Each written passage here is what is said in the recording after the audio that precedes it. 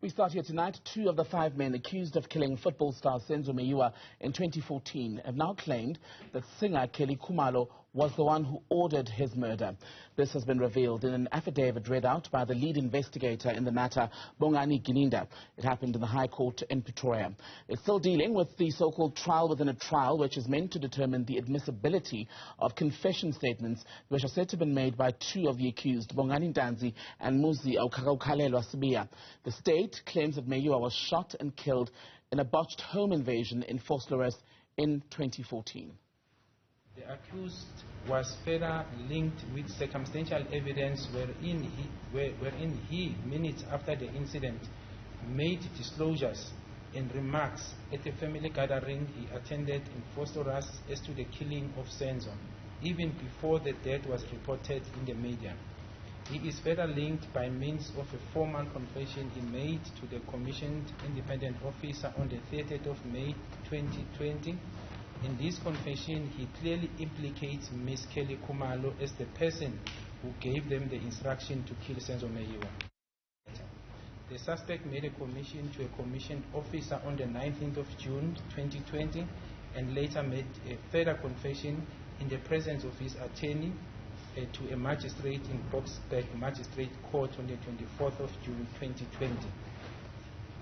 Through the confession, does it appear that this suspect is the suspect that was described as tall, slender built, which came into the house. He also implicates Ms. Kelly Khumalo as the person who gave the order to kill Senzo Meyiwa. Let's get you more then on what happened in the High Court in Pretoria today. Bring in Newzroom Afrika reporter Linda Mnisi, who's with me in studio. Linda, so Kelly Khumalo's name, and she was Senzo Meyiwa's girlfriend and the mother of his child at the time of his murder. She's now come up again. Were we expecting to hear that today? Not at all, because if you look at where we are in terms of the case, we're in a trial within a trial. And simply put, it looks at the admissibility of the confession statements made by accused 1 and 2. And the requirements there are, whether or not they made the statements freely, voluntarily, and in sane and sober senses. Those are the only requirements. And of course, this is done in line with Section 35, which speaks of the rights of the accused. Were their rights violated in order to obtain these statements or not, right? So definitely, this statement was not expected, and at this point, it's still unclear exactly where the defense was going in terms of wanting that statement to be read. If you remember, the state objected to a certain part of the statement being read out because it did indicate that it implicates certain people who have not been informed that they are part of that particular statement. But it reveals explosive, information nonetheless. I mean, we've often heard, and in fact, earlier this week, we heard that there was a mastermind behind the murder of Senzo Meyiwa. Little did we know that it would only take about 2 days for the alleged mastermind, to be uncovered. And we hear this in the form of Kelly Khumalo. She's not only linked through the confession statements of accused number 1 and 2, but also, according to the lead investigator, Brigadier Bongani Gininda, through cell phone records. You'll remember, last year we heard that she may have made contact, or did, in fact, make contact with accused number 5. But it seems as though that is not where that's not the end of it. So it wasn't just a random call, am I right? Something to that effect. What we're told in court is that, in fact, Kelly Khumalo did not disclose about 4 cell phone numbers that she had to the police, and these cell phone numbers were discovered during investigations, and that's where the link then was made with the accused in this matter. This, of course, includes accused number 3, who is identified as the one who fired the fatal shot at Senzo Meyiwa. Let's take a listen to how exactly she's linked to those cell phone records. Investigation further revealed that she is linked to the actual perpetrators of this murder by means of cell phone linkages. These linkages connect her to accused 3 and 5. It was further discovered that through cell phone analysis, her cell phone memory album has the same photo of a see-through bag containing cash, notes, and in the exact position or location or spot of that of accused number 3. This is there is no reasonable explanation as to why Kelly Khumalo will be in contact telephonically with the headman or killers of a boyfriend and share the same picture of a bag full of money. Talk to us about this bag of money, Linda, and whether we know what the nature of the communication, which appears to have happened multiple times between Kelly Khumalo, who was Senzo Meyiwa's girlfriend, and his alleged killers. The contents of the communication is obviously not before the courts. We don't know whether or not the state at a later stage will want to bring that type of communication, but at this point there is no content of the communication.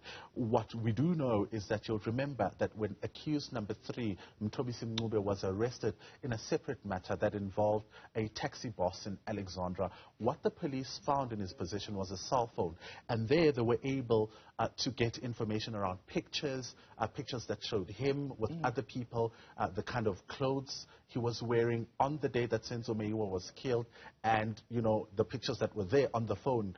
But also, there seems to be a picture with a see-through bag that contains notes of money, right? And that exact picture was also picked up in Kelly Khumalo's phone. As you hear Brigadier Gininda saying, it was in the same location and it's the same exact picture, which then brings about questions around why it is, according to Brigadier Gininda, that Kelly Khumalo would want to be in contact and even have the same pictures with her boyfriend's alleged killers.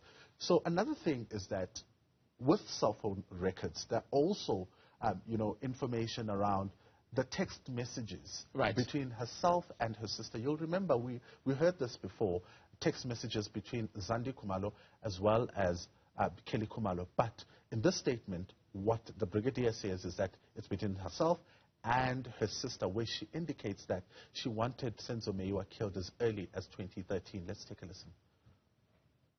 Communication records between her and her sister shows that as early as 2013, she wanted to get rid of the deceased, as she puts it. It is apparently clear that she hated him and wanted to get rid of him. She further states that she regrets not succeeding to get rid of him before. Taking into account all these facts, an inference can be drawn that she meant killing him. Critical to note then, Linda, from what we heard today in court, that it's not a new allegation, not a new claim, especially against the Khumalo sisters. In fact, Zandi Khumalo has already been before the High Court as one of the witnesses. And she supported what the state was saying, that Senzo Meyiwa was basically killed in a house robbery gone wrong.